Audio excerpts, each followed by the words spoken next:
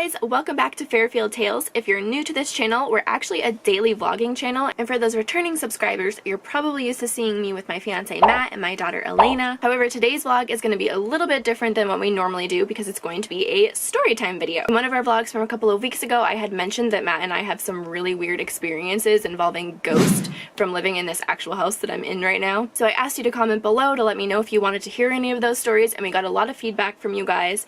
And then we were also doing a live stream on Instagram yesterday asking you guys if you'd rather see a challenge video or the story time video, and a lot of you voted story time. So Matt and I were actually going to film that last night right after we were live streaming, but unfortunately right before we started filming he started feeling really sick, and I think he actually caught what Elena had the day before because she was sick as well. So we had to stop filming, and I just decided to film it today instead. He's actually at work right now, so he's not going to be able to film it with me, but it's not really something that he needs to be here to film with me because it happened to both of us at the same time. We were both there together, so there's nothing really that happened to him that I wasn't there for and vice versa, so I'm just gonna get right into it because it's really creepy. But actually, before I get too much into it, I just want to let you guys know, sorry if this video is a little bit long, but there's a couple of different stories that lead up to the big story I'm going to tell you at the end, and I just want to include all of them because I feel that they're all connected, and all of these stories happened around I think around the same month within each other. So yeah, I just want to tell you guys that ahead of time so you know why the video is really long, but definitely keep watching because I promise you it gets really creepy. So I'm going to give you a little bit of a background story to start off the real story. So Matt and I actually live with his mom, and this is the house that Matt grew up in. It's a ranch style, so Matt and I have the entire downstairs. It's like a finished basement, but we have a couple of rooms for Elena, one for us, a bathroom, and like a living room area. So this is actually the bedroom I'm in right now. This is actually the room that he grew up in when he was younger. So before we had Elena and before we started living together, I would still come over here all the time to hang out. It's when we were dating, so we would be together like 24/7 anyway. So one night I decided to come over, and the living room area that we now have actually was pretty much the same thing when he lived here by himself. It was like his hangout area. There's a TV in there and a couch. And so in that room there are two glass sliding doors. You guys have probably seen it before in our vlogs, but that's an entrance to come into that room. So we have our own driveway, so I would normally just park down there and then come in through the slider doors. I wouldn't go in through any other entrance in the house. So when I hung out with him that night, that was the only room that I had been in since I had gotten there and then from when I left. So that night that I came over, we decided to I think we were just watching a movie and we were sitting on the couch, and I decided to check my phone. So before I tell you the creepy part that happens next, I'm gonna explain just a little bit of why we think it was a ghost that was the culprit of this. So I looked something up online, and I'll leave the link down below. Actually, it's called KathleenBerry.com, and it's just this paranormal website, and it's about how ghosts can drain the energy from your electronics. And she tells a bunch of stories that happened to her that sounded really similar to mine. So she says, spirits can manipulate our electronics to communicate their desires and opinions. I've had multiple unexpected episodes that usually present themselves as an instantaneous loss of battery charge.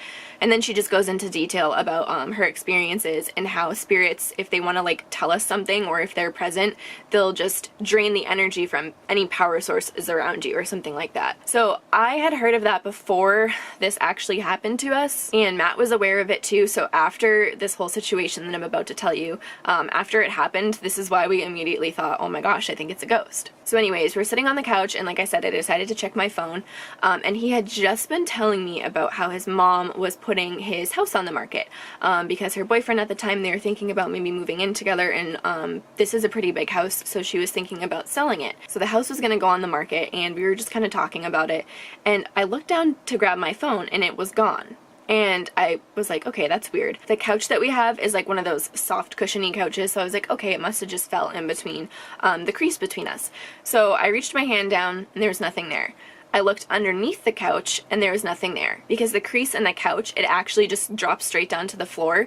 So if something does drop, you can just easily look under the couch and you'll be able to tell if something fell between it. And these are the type of couches that are recliners, so what we did was we just got off the couch and we put up the recliners, and you can easily see everything under the couch, and there was nothing there. And I thought, okay, that's really strange because, I wasn't in his room, I didn't go upstairs, I had only been in that specific room since I had gotten there.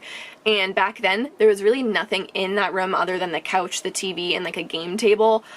It's our family room now, but back then it was pretty much empty. So we were looking all over the room for a good half half an hour. Then we decided to go to the back of the couch and kind of like lift up. There's like this Velcro in the back, so if something was to fall behind, like the crease where you would sit behind you and not in between us, if something was to fall back there, you could like lift off the back of the couch, which was like this Velcro stuff, and the phone or whatever, if there was anything there, you could just see it, it would fall right out of the Velcro. So we lifted it open and there is nothing there. And at this point I was starting to get really freaked out because I was like, this doesn't make any sense. I was just looking at my phone, he saw me just looking at my phone, and it was gone. It was like it had completely disappeared. So I kid you not, we were looking around for my phone for the next probably, I think it was like 2 hours. And it sounds a little bit ridiculous that we were looking for it for 2 hours, but it got to the point where it was bothering us so much. We were like, okay, this is ridiculous. It was right next to us and now it's completely gone. We looked all over the room. Like I said, there wasn't much stuff there. So it's not like it could have easily gotten lost.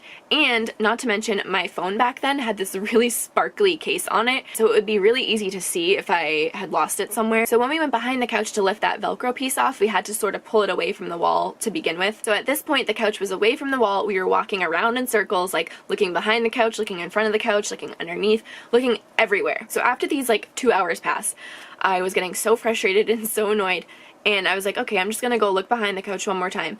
I go behind the couch, I look down on the ground, and I kid you not, my phone is laying right smack dab on the floor, not even close to the couch. It was far away from the couch. And there it was, just sitting on the floor. The sparkly case was all shiny, and like, there's no way that we would have missed it. Like, I don't know how else to explain it, because there's just no way that we would have walked by it and like not seen it. But anyways, this is where it starts to get even more creepy.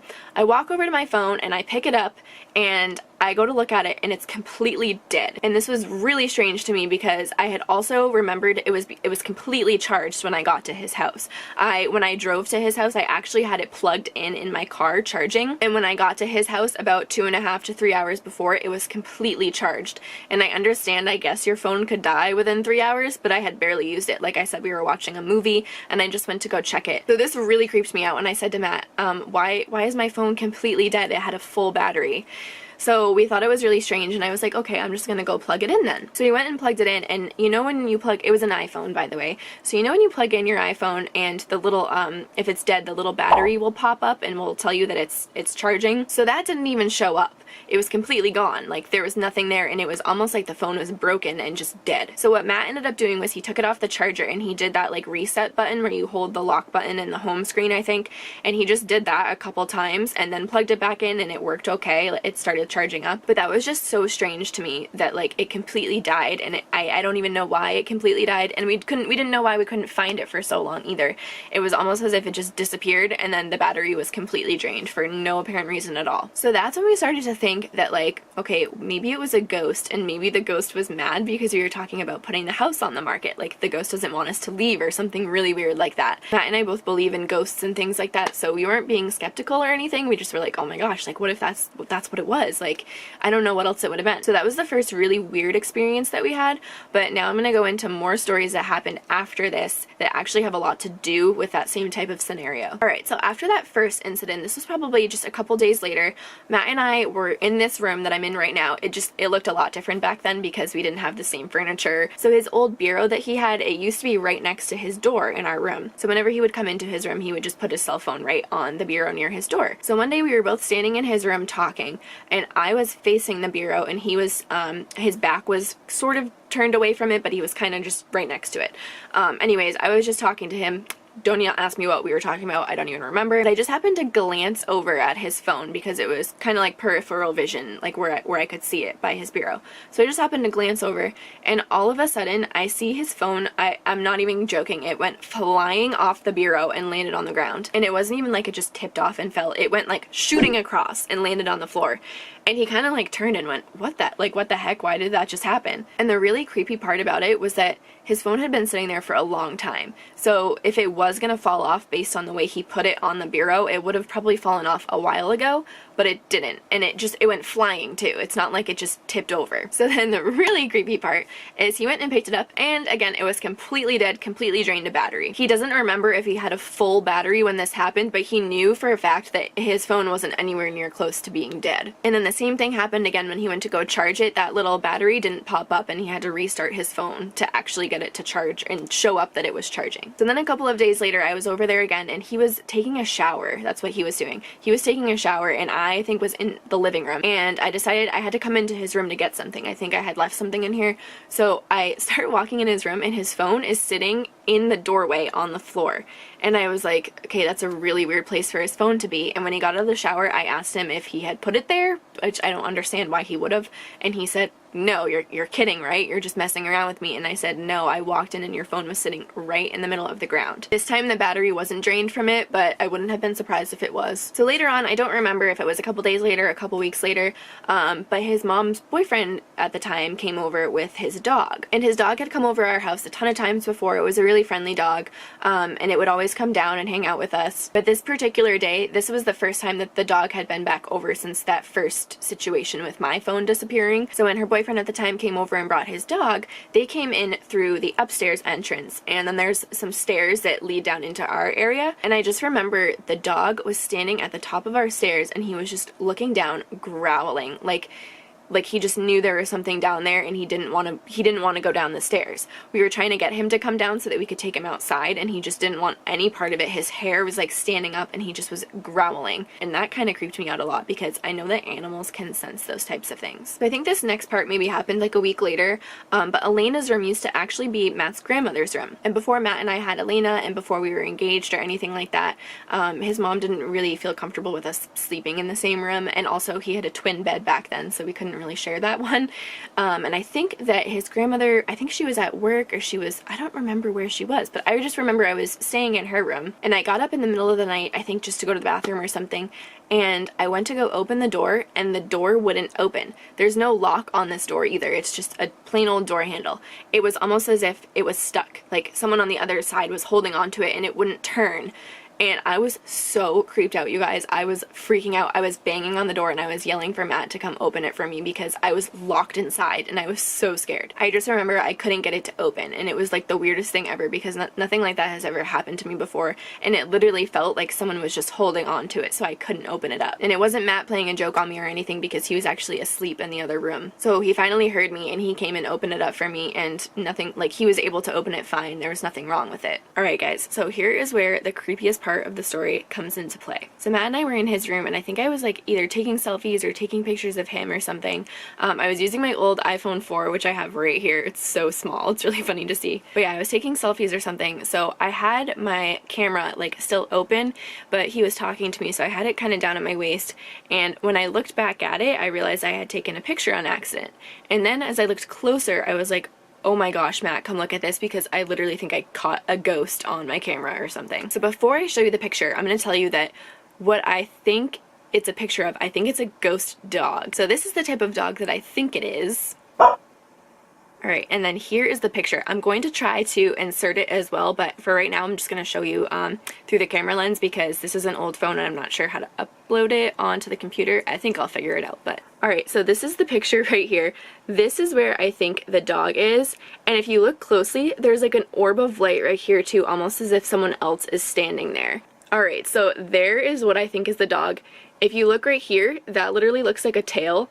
And then that looks like his little like eyebrow and like the little like beard looking thing that that type of dog has, and the nose right there.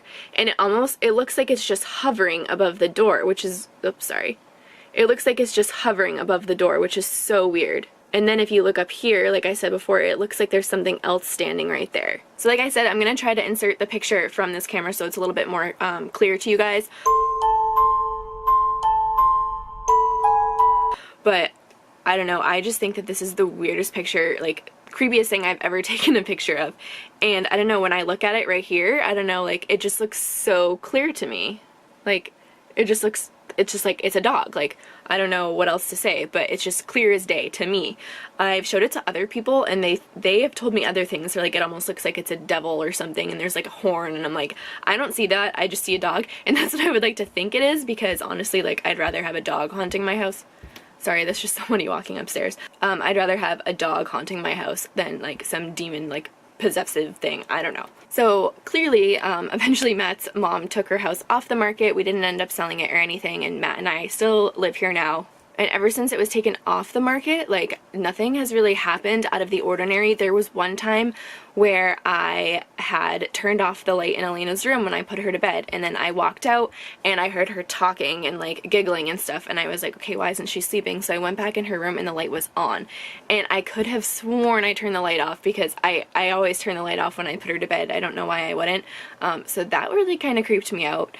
I've also had some really strange dreams when living in this house, and you guys can even like ask Matt. Like, I have the weirdest, creepiest dreams, and if you guys want to hear more about those, I definitely would love to do a story time on those one day, because I've had some of those dreams where something happens in my dream and then it happens in real life, or I make a connection with something and then same thing happens in real life. So I've had a couple of weird dreams involving this house as well. So if you guys want to hear those stories, I'm not going to get into it now because this video is going to be so long, but let me know in the comments if I should do a story time on those too. But yeah, in the end, I don't think that this house is haunted by anything like demonic or creepy like that. I think it just might be a dog or some nice spirit, hopefully, that just didn't want us to move. And also let me know if you guys have had anything similar like this happen to you, or if you have any creepy ghost stories, because I honestly love hearing ghost stories. So comment those below because I'd love to read them. So I hope you guys liked this video, and we're definitely going to be doing some more story times and challenges in the near future. If you are new to our channel, we would be so grateful if you subscribe to us. We are so close to 1,000 subscribers, and thank you all for who are already subscribed to us. It means so much to us, and we love your support, and we love interacting with you guys. And one more thing before I forget, we are still doing that special giveaway video and special announcement video. We just haven't gotten the specific thing that we need in the mail yet that we ordered. There is a little issue with it, but it's coming in soon, so I just wanted to let you guys know we didn't forget about it, and we are going to be announcing the winner of what we thought was the most creative question when we did our Q&A video. So thank you again, guys, so much, and I really hope you enjoyed this video.